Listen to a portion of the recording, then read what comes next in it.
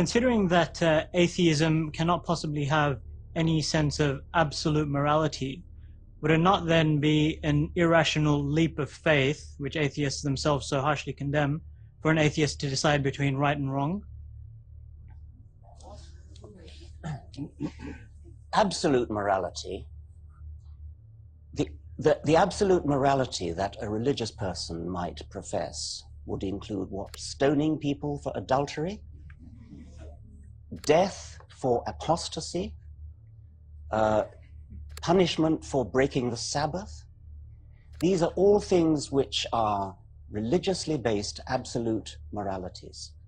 I don't think I want an absolute morality. I think I want a morality that is thought out, reasoned, argued, discussed, and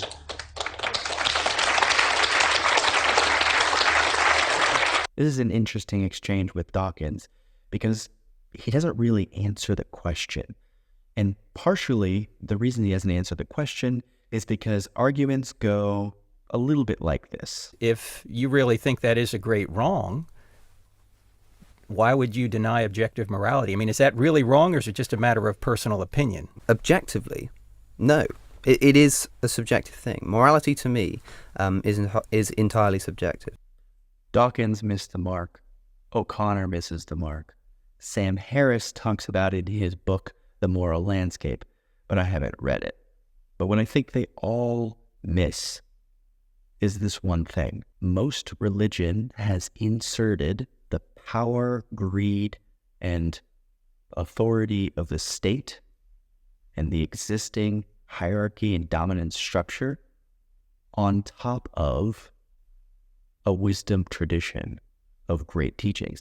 In fact, Richard Dawkins had this to say about the teachings of Jesus Christ. Setting aside Jesus's emphasis on loving your neighbor, which is very nice. The Sermon on the Mount is very nice. When I was younger, there were bracelets that people would wear that said, "What would Jesus do?" And in my own mind, I ridiculed them. I thought it was humorous that people would have a bracelet reflecting this existential question. Of course, that doesn't exist. But I've come to find, learning that Jesus taught forgiveness, love, compassion, and especially a non-dual perspective and reality of the world, that question is an incredibly morally valuable question. That isn't to say there aren't other questions, considerations, or spiritual traditions to derive our sense of morality. For example, when I relate with nature, when I'm doing anything with nature, I consider indigenous perspectives, animist, or even pagan perspectives because of their closeness to nature in a way that Jesus Christ may not have directly spoken to. I use all wisdom traditions that were compiled by humans and our knowledge and wisdom over thousands of years so that they can help me today. What I think Harris, Dawkins, O'Connor, what they all miss is that the life of Jesus Christ is separate from the organized religion that has shown up in its stead.